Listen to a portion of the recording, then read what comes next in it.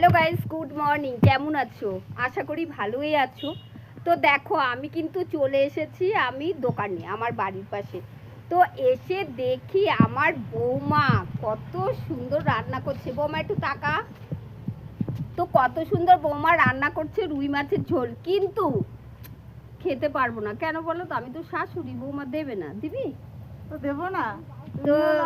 তো চলো, আমার বৌমা খুবই ভালো বৌমা। আমি ভাবি না আমরা মানে শাশুড়ি আর বৌমা হলো, আমি হলো মেয়ের মতনই দেখি।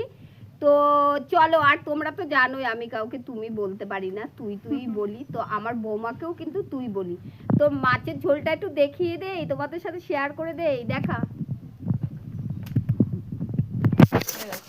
তো এই দেখো।